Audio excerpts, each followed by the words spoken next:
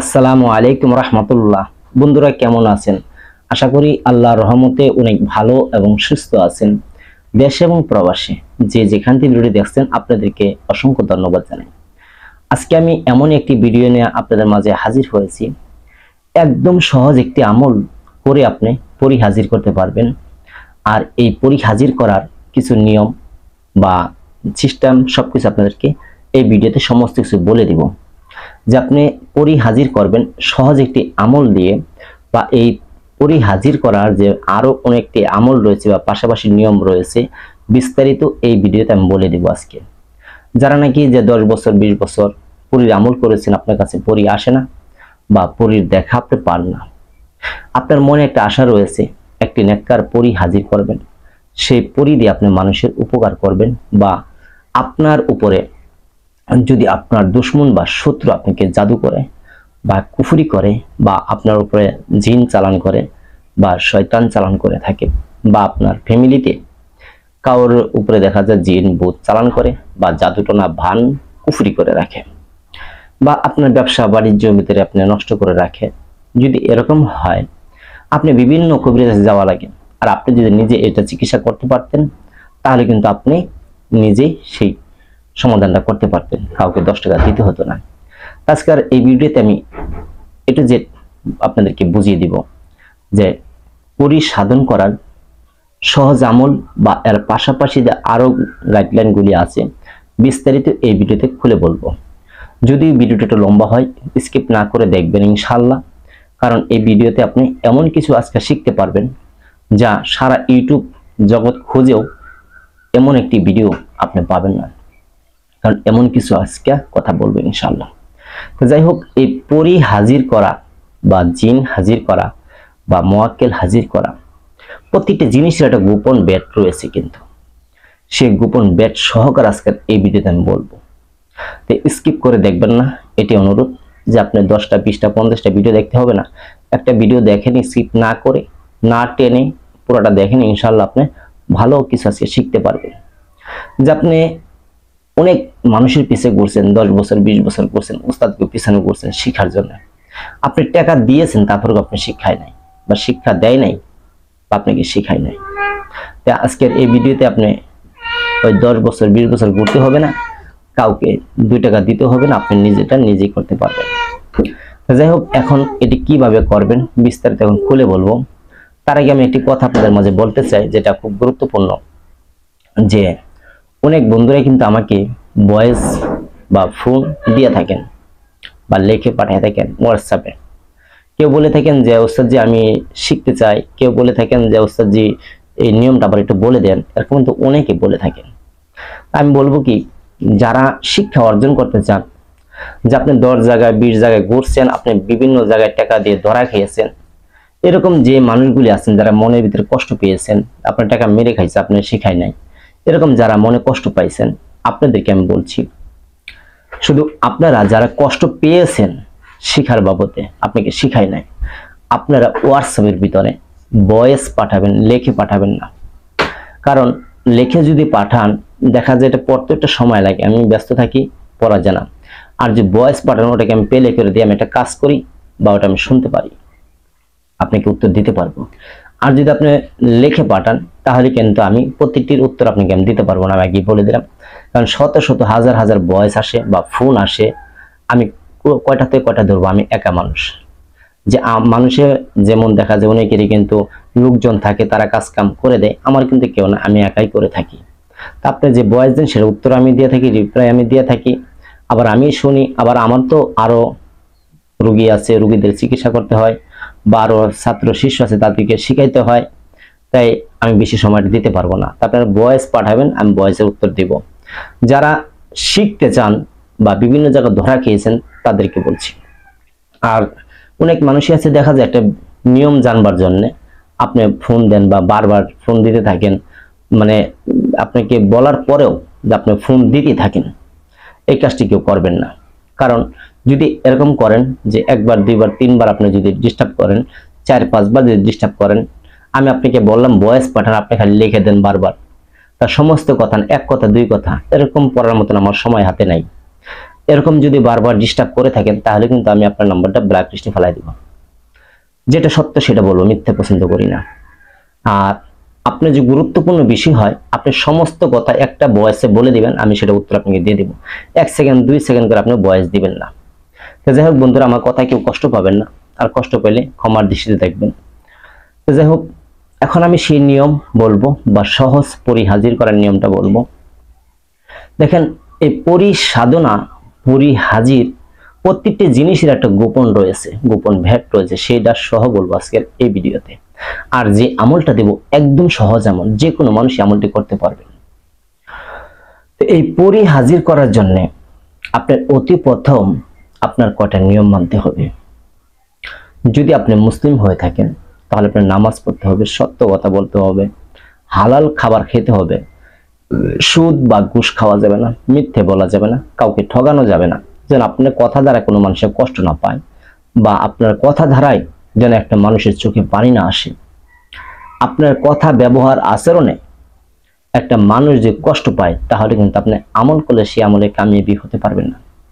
আগে আপনার নিজের মন বা নিজের দেহ বা নিজের মনকে আপনি শুদ্ধ করে নেবেন, বা আল্লাহর পথে আপনার জীবনটাকে বিলান করে দিবেন, কুরবানি দিয়ে দিবেন, এরকম ভাবে আপনার জীবনটাকে দিয়ে দিবেন আল্লাহর পথে।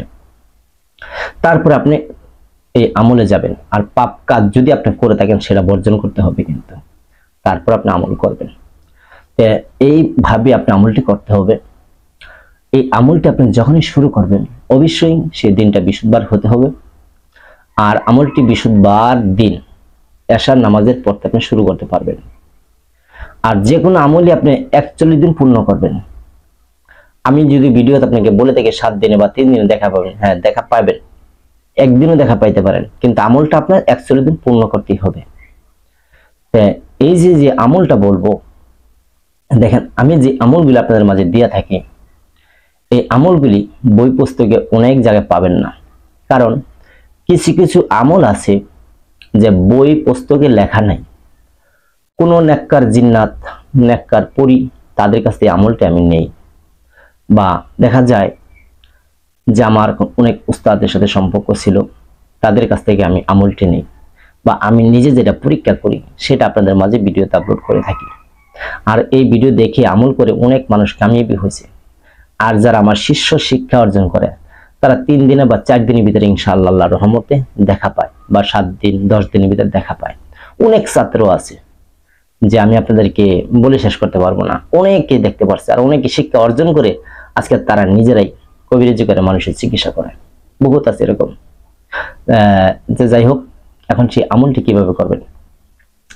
বৃহস্পতিবার দিন এশা নামাজের পরে আপনি আমলটি করতে হবে। তবে পাক পবিত্র অবস্থায় থাকবেন। আপনি অজু হালতে থাকার চলা মানে চিন্তা ভাবনা করবেন যে আপনি সবসময় অজু থাকে শরীরে, এমন একটা আপনি পরিকল্পনা করে রাখবেন। আর শরীরে আতর ব্যবহার করবেন। আর যখন আমল করতে যাবেন সেদিন থেকে আপনারা তওবা করে নেবেন যে আমি আর খারাপ কাজ করব না, আজ থেকে ভালো হয়ে গেলাম, ভালো কাজ করবেন। তারপর আপনি সেই আমলে বসবেন। আপনি এশা নামাজের পর জায়নামাজে বসবেন। জায়নামাজে বসে আপনি দুরূদ শরীফ 11 বার পাঠ করবেন। 11 বার পাঠ করার পরে সূরা ফাতিহা 1 বার পাঠ করবেন, সূরা ইখলাস 3 বার পাঠ করবেন। যখন পাঠ করা হবে তারপরে আপনি আবার দুরূদ শরীফ 7 বার পাঠ করবেন। যখন পাঠ করা কমপ্লিট হবে আল্লাহর কাছে দুহাত তুলে বলবেন, হে আল্লাহ, আমি আমলটা করিতেছি।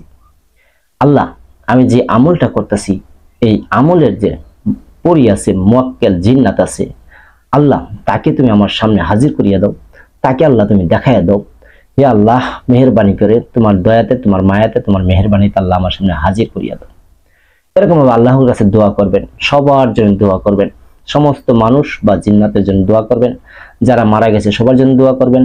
আর এই সওয়াবটুকু যেন আমার রাসূল পাক সাল্লাল্লাহু আলাইহি ওয়াসাল্লামের ওয়াজে মোবারকে আপনি বকশিশ করে দিবেন। এতটুকু সম্পূর্ণ হওয়ার পর আপনি কিবলামুখী হয়ে বসবেন, জায়নামাজে বসবেন। বসে চক্ষুটা বন্ধ করবেন। চক্ষুটা বন্ধ করার পর চক্ষুটা বন্ধ করে আপনি দুনিয়ার সব ধ্যান ছেড়ে দিবেন। দুনিয়ার কাজ কাম, ব্যবসা বাণিজ্য যা কিছু সব আপনি বাদ দিয়ে দিবেন, এদিকে চিন্তা রাখবেন না। আপনি এরকম ভাবে বসবেন যে চক্ষু বন্ধ অবস্থায় আপনি খেয়াল করবেন যে আল্লাহর হুকুমে আল্লাহর ইচ্ছায় আমার সামনে নেককার পরী হাজির হচ্ছে, আমার কাছে আসতেছে, আমি যে আমলটা করতেছি এর যে মক্কেল পরী আছে সে আমার কাছে আসতেছে এই পবিত্র নামের উসিলায়। এরকম আপনি ধ্যান করতে থাকবেন। আর চোখ বন্ধ করে আপনি একটি আল্লাহর পবিত্র নাম পাঠ করতে হবে। কিভাবে পাঠ করবেন সেটা আমি বলে দেব এখন। যে নামটি যখনই পাঠ করবেন তখনই আপনার চোখের ভিতরে চোখ বন্ধ অবস্থায় অনেক কিছু আপনি ভাসবে। দেখবেন এমন ছোট ছোট জিনিস সাদা আলো বা বিভিন্ন রং নিয়ে আপনার চোখের মধ্যে খালি ঘুরবে। আপনি বুঝতে পারবেন যে কাছে আসতে, দূরের জিনিসটা কাছে আসতেছে। আপনার বেশি বেশি আমলে মনোযোগ দিবেন, তখনই দেখবেন আপনার কাছে খালি আসতে থাকবে। তখন বুঝে নেবেন আপনার যে আমল করছেন যে নিয়তে সেটাই আপনার কাছে আসতে চোখের মধ্যে ভাসবে। এইভাবে কিন্তু আমল করবেন। এখন সেই আমলটি কিভাবে করবেন বলে দিচ্ছি।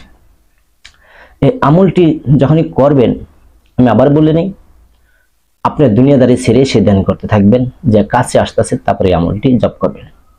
আপনি এইভাবে বলবেন, ইয়া মালিক একবার, তারপর আবার বলবেন সাল্লাল্লাহু আলাইহি ওয়াসাল্লাম, আবার বলবেন ইয়া মালিক, আবার বলবেন সাল্লাল্লাহু আলাইহি ওয়াসাল্লাম। এইভাবে আপনি 500 বার পাঠ করবেন। মানে একবার বলবেন ইয়া মালিক, তারপরে বলবেন সাল্লাল্লাহু আলাইহি ওয়াসাল্লাম, একবার হলো কিন্তু। এইভাবে আপনি 500 বার পাঠ করবেন। যখন 500 বার আপনি পাঠ করবেন, এর ভিতরে আপনার সামনে হাজির হবে, আপনি অনেক কিছু আপনার চোখে দেখতে পারবেন ইনশাআল্লাহ। কিন্তু বিশ্বাস রাখতে হবে। যে বিশ্বাস আপনার ভিতরে না থাকে তাহলে যে কোনো কোরআনের আমল করেন না, কোনো কাজে আসবে না। আগে আপনার ভিতরে বিশ্বাস অর্জন করতে হবে। যদি বিশ্বাস থাকে তাহলে ইনশাআল্লাহ, বিশ্বাস যদি আপনার ভিতরে থাকে ইনশাআল্লাহ 100 বার না 100 কোটি বার আপনার সামনে হাজির হবে। আগে বিশ্বাস। ওই যে কথা মানুষে বলে না, যদি থাকে তোমার বিশ্বাস তাহলে অসম্ভবকে সম্ভব করা যাবে।